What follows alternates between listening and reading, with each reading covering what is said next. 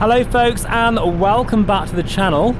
We are still flying the Hellcat in the HP Reverb G2 and yeah, this video is about the dreaded stutters and whether you are a 2D flyer or VR flyer, I think it's something that we all can relate to.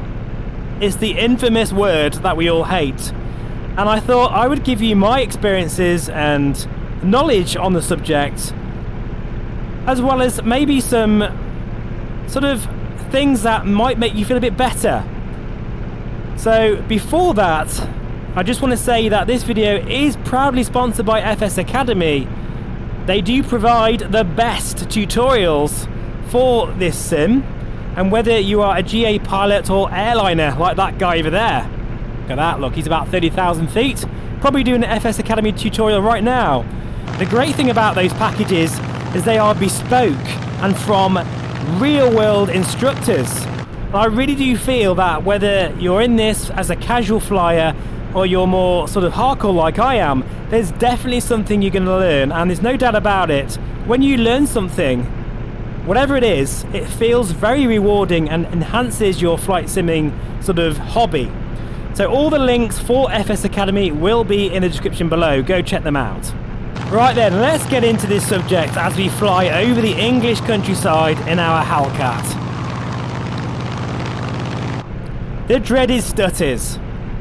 I just want to point out straight away and reassure everyone that I also experience stutters.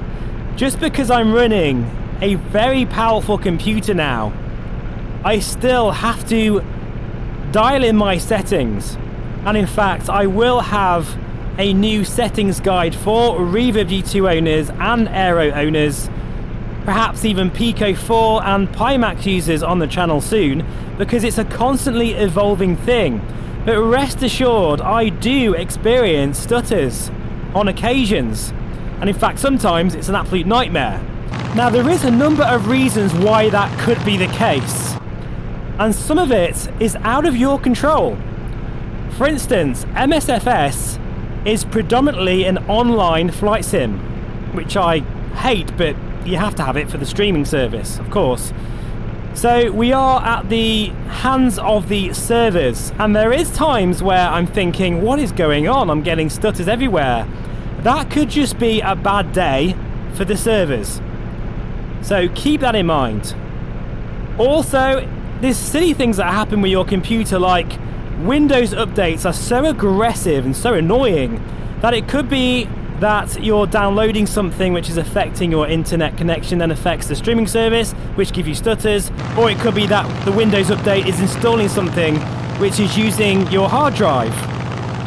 But either way, if there is times where you're flying and it's completely different from the day before, don't change anything, guys. Just play something else. Just go and do something else and try again the next day. And if it's still bad then maybe there is an issue with, say, drivers or something like that. Now, there is something that I have noticed recently through tearing my hair out testing and testing. That is something I want you guys to know. The reason why I don't post setting videos every damn day is because it takes me weeks to settle on the right settings. You know, there's a lot of YouTubers out there that will post setting videos for views, but I doubt that they've spent so much time, my god, like literally weeks and weeks, trying every single parameter possible variation of those settings before committing to showing it on YouTube. It takes time. But there is something that I've definitely noticed, and that is for 30s and 40 series card owners, try turning HAGs on and using DirectX 11. For me personally, that is definitely the sweet spot. I would not recommend DirectX 12 at this point in time, definitely not. And especially for 4090 owners. But I wouldn't recommend using DirectX 12 or HAGs off. Definitely HAGs on, DirectX 11, and leave it at that. Now, another thing I want to mention, and I know this is a bit of a controversial one, but just lower your settings, guys. You don't need to run this sim on Ultra to enjoy VR. I've said this so many times, but I think I need to keep saying it because I don't think it's sinking in.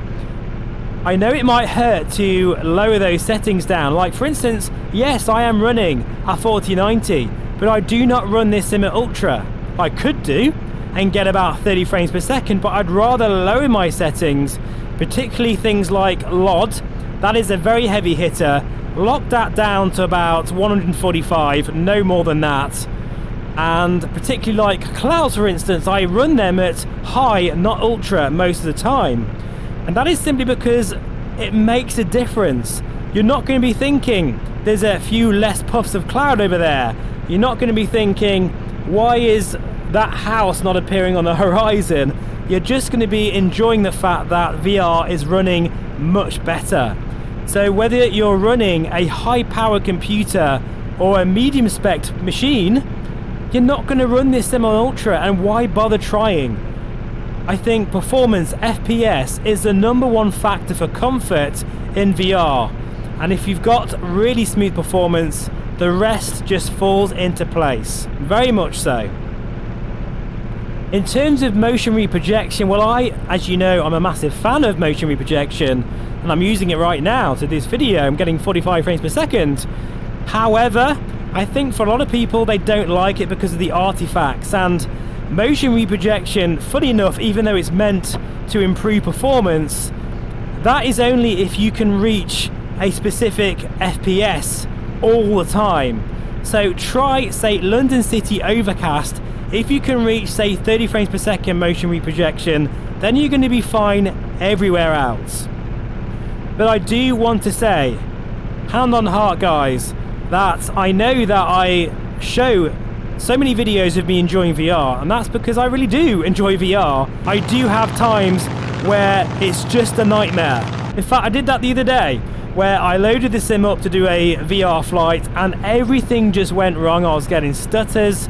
It was just a nightmare, so I just gave in and I just enjoyed DCS instead. The next day I came back, did the same video, which you will see eventually, and it felt great. So there is a lot of factors at play, but please be rest assured, guys, that this is a very complex thing you're doing in your computer. Running MSFS, which is probably one of the most complex pieces of software we have for a personal computer, and then we decide to use VR with it as well to make it even worse. Your computer is having a heck of a time, and you are going to get stutters on occasions.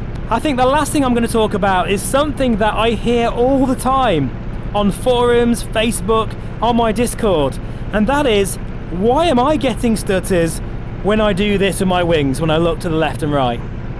Well, unless you're using motion reprojection and it's working as it should be, or you are running at 90 frames per second, in the case of the Reverb G2, which is the native frames for this headset, you're gonna get micro stutters. That is just the way things are, even for me. Say for instance I'm running at 70 frames per second. In a general aviation aircraft, that is absolute bliss. But in something like this, when I'm low to the ground, even 70 frames per second, I'm gonna see micro stutters on the ground. That is just because VR is very sensitive on the eyes, of course, when it comes to frames. And that is also why Oculus said, way back when the Rift was first, a thing, they said that 90 frames per second is the standard for VR. Anything lower than that is just no good. Well, basically what that means is you do need to run the native frames per second of the headset. So say the Quest at 80 frames per second or the Pimax at 75 frames per second. You get the idea? So unless you're running that, you're going to get micro stutters unless you use motion reprojection, which adds fake frames. That is why I recommend, if you're flying really low to the ground like this, looking out the window at all the trees and everything, that you use motion reprojection. It's so important, guys. I harp on about it all the time. So my last tip is, if you want to use sort of aerobatic planes and you're flying low to the ground, have a go at using MR. If you prefer high sort of flying like airliners, or you want better clarity in the cockpit, then turn off motion reprojection, not going to need it so much. I hope that video has been of some interest to you. Of course, VR and flight simulation, while it does go hand in hand, is a bit of a beast to work out. Thank you so much for watching. As always, I really do appreciate it. Please feel free to subscribe, and I'll see you again very soon. Take care, and bye for now.